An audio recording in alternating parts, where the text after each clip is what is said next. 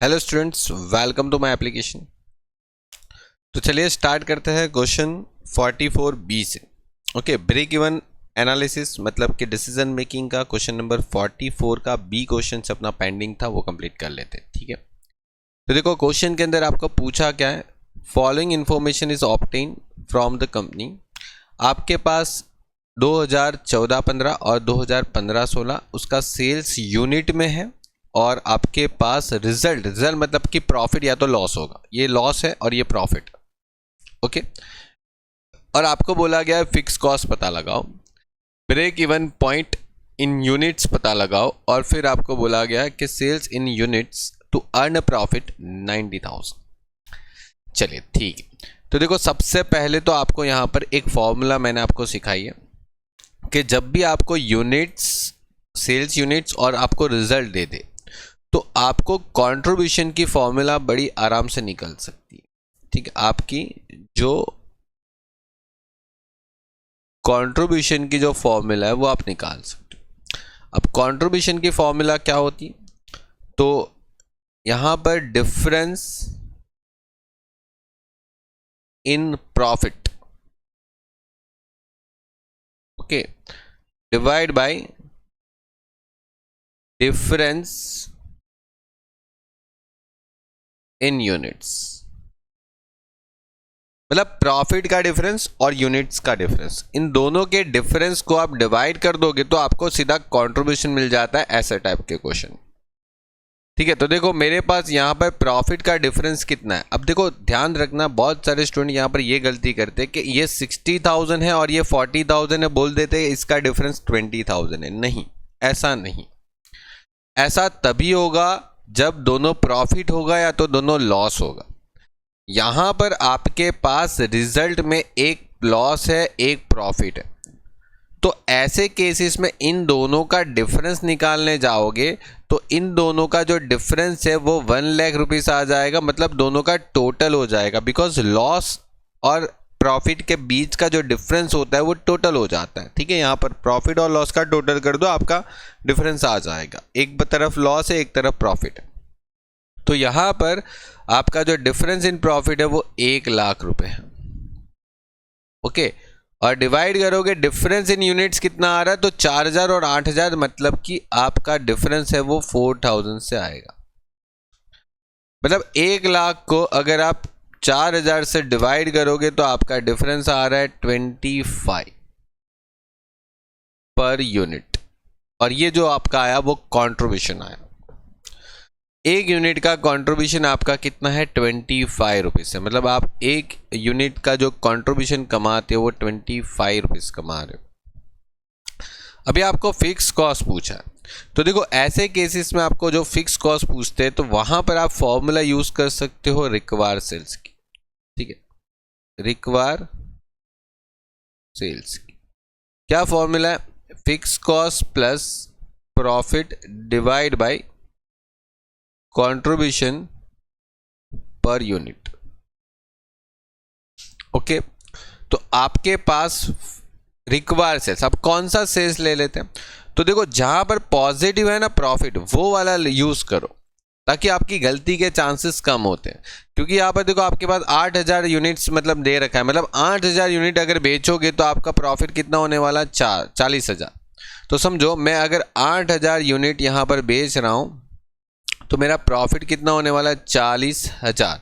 तो मेरा fix cost मुझे नहीं पता, मेरा प्रॉफिट मुझे पता है 40,000 का प्रॉफिट होगा, और कंट्रीब्यूशन पर यूनिट भी मुझे पता है 25 रुपीज़, है ना, ये हमने निकाला।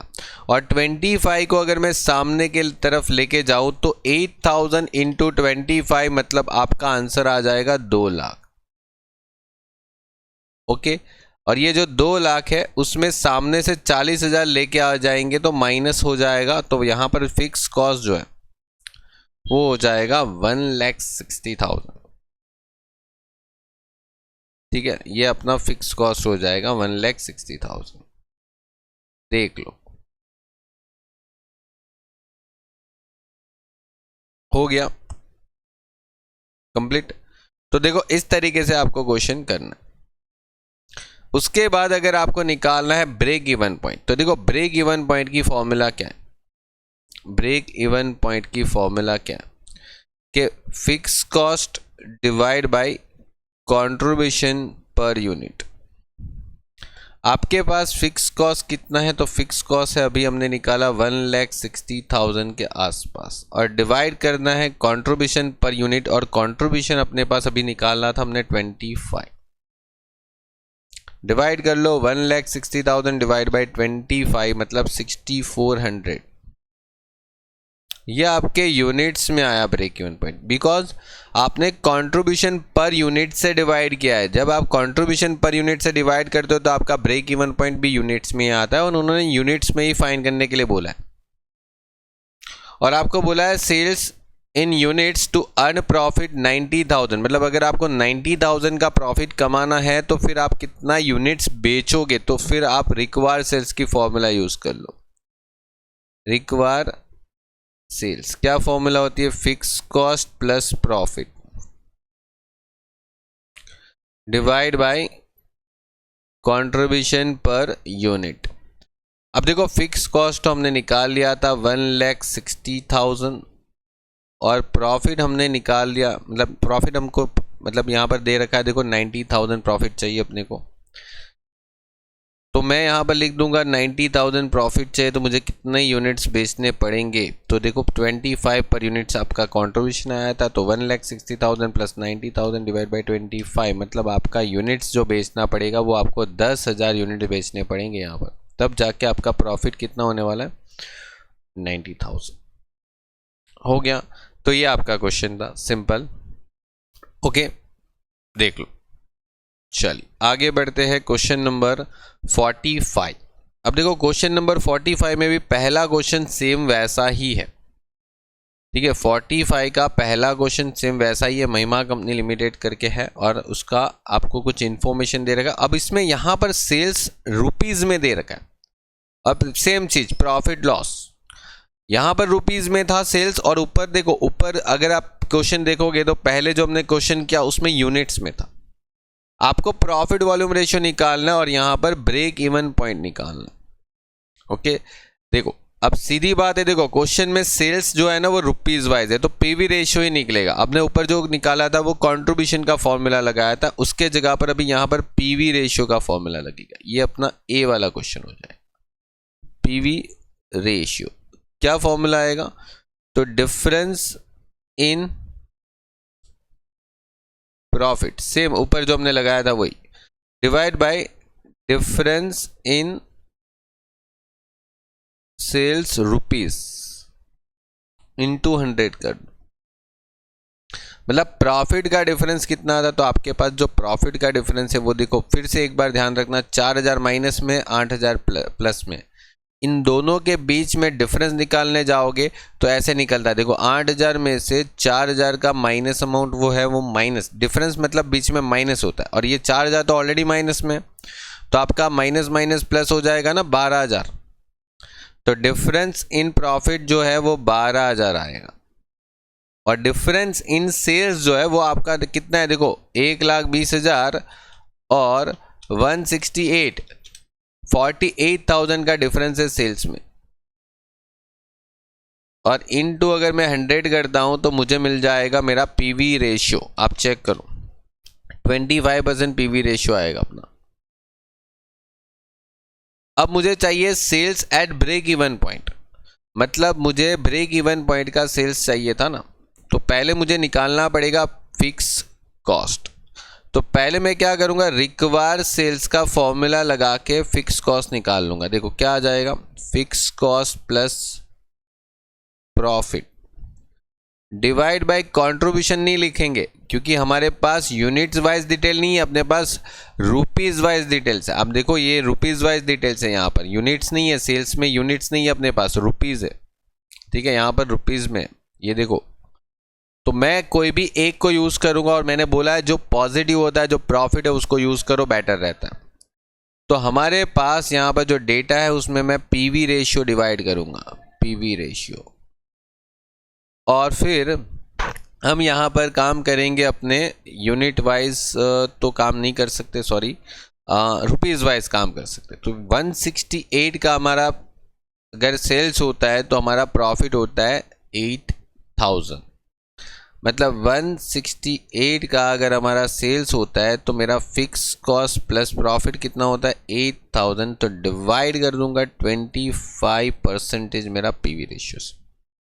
अब क्या करूंगा, ये 25 अगर सामने चला जाए तो 168 को 25% से अगर मल्टीप्लाई करते हैं तो 42,000 हमारा आंसर आता है, और ये फिक्स कॉस्ट प्लस 8000 आ जाता है, और ये 8000 अगर सामने चला जाए तो यहाँ पर जो आंसर है वो आ जाता है फिक्स कॉस्ट, कितना आ जाएगा फिक्स कॉस्ट बोलो, 34,000 आ जाएगा। 34,000 का अपना फिक्स कॉस्ट का आंसर आ जाएगा।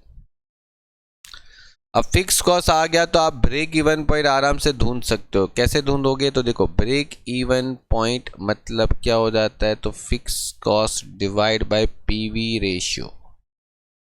तो ब्रेक इवन पॉइंट अभी रुपीस में ही निकल पाएगा बिकॉज अपने पास यूनिट वाइज कोई डेटा ही नहीं है। तो 34,000 का फिक्स कॉस्ट और डिवाइड बाय पीवी रेशियो 25%, तो यहाँ पर आपका जो आंसर आने वाला है 1,36,000।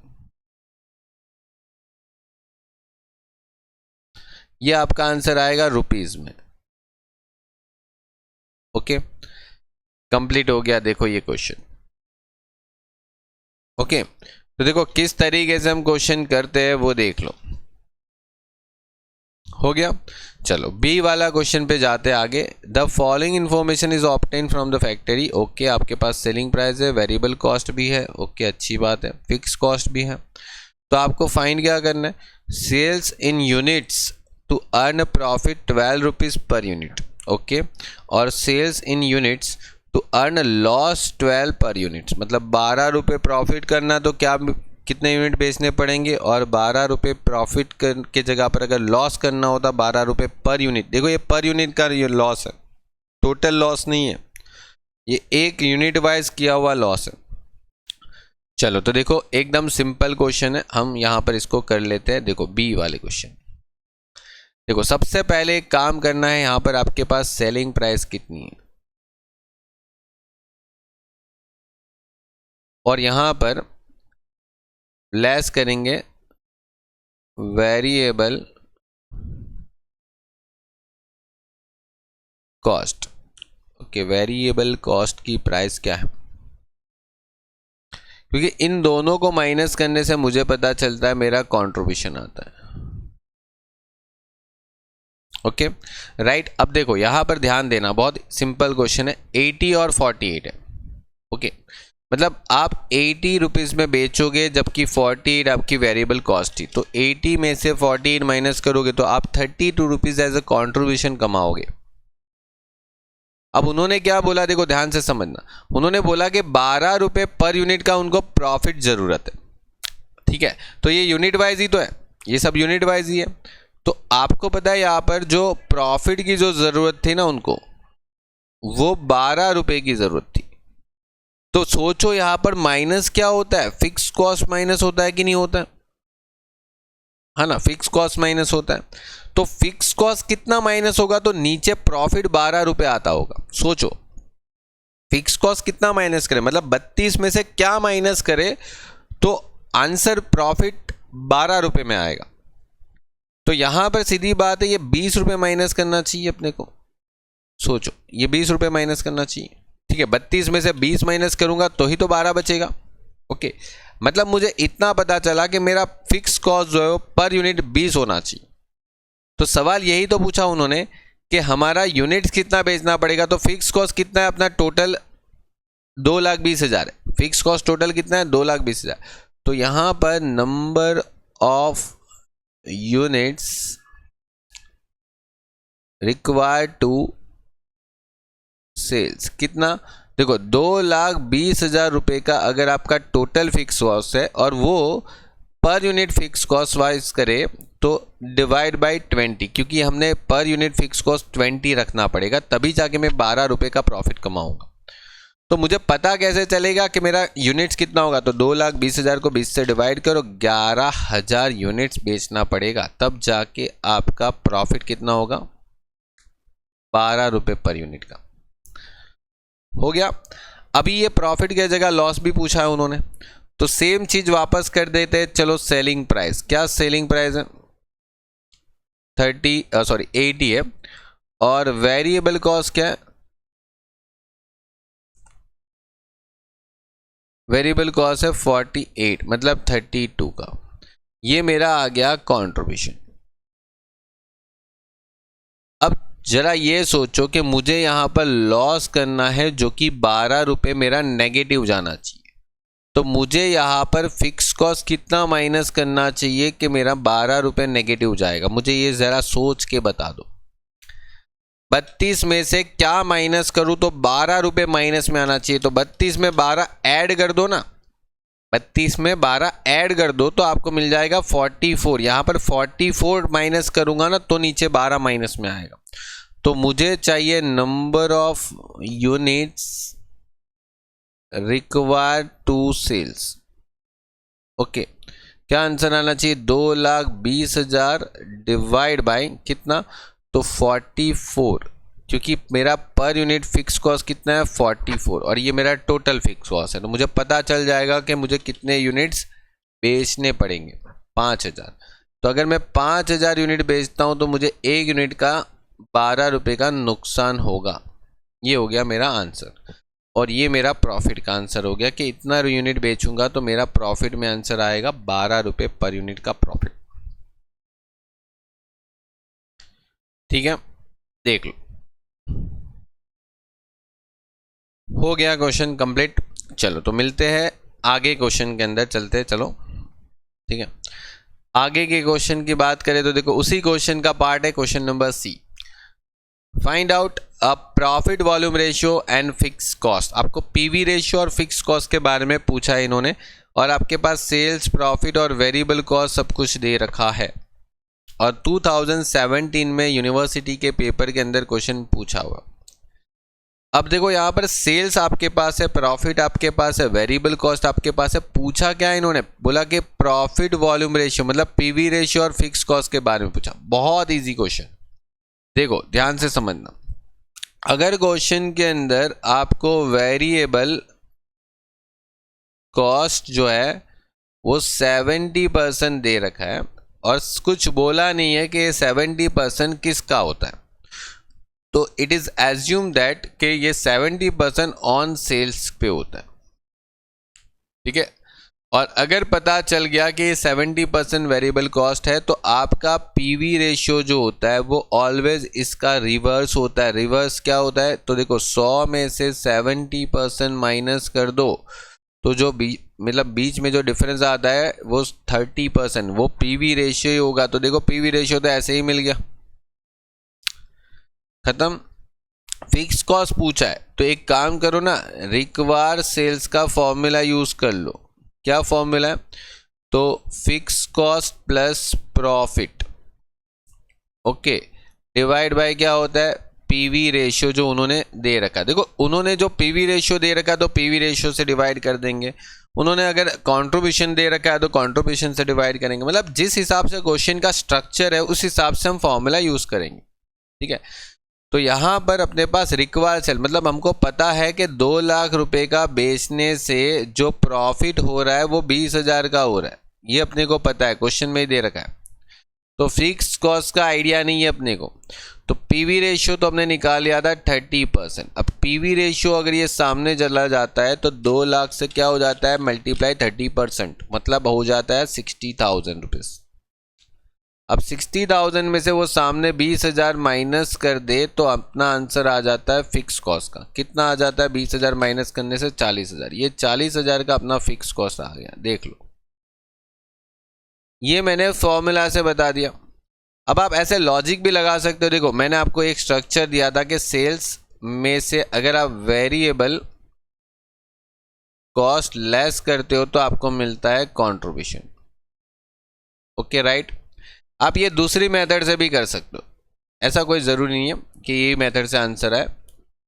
और उसमें से अगर आप फिक्स कॉस्ट माइनस करते हो तो आपको मिलता है प्रॉफिट, राइट। ये आपका एक पूरा स्ट्रक्चर है। अब आपके पास सेल्स है, यस बिल्कुल सर, 2 लाख रुपए।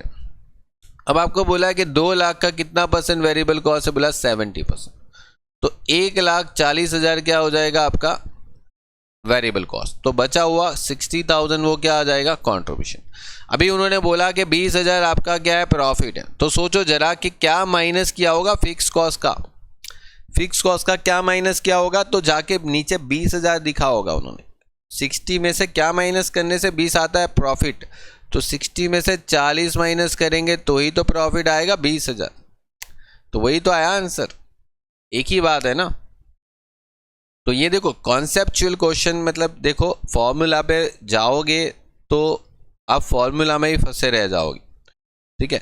तो हर चीज़ हर तरीके से सीखो, क्योंकि एग्ज़ाम के अंदर पता नहीं कि एट टाइम, मतलब एट द टाइम जैसे आपने क्वेश्चन पढ़ा एग्ज़ाम के अंदर आपके माइंड में कौन सा तरीका आ जाता है, ठीक है। अगर 4-5 तरीके सीखे हो ना तो आप कोई भी तरीके से क्वेश्चन निकाल सकते हो। अगर एक तरीके से नहीं भी आ रहा है तो दूसरे तरीके से निकाल लोगे।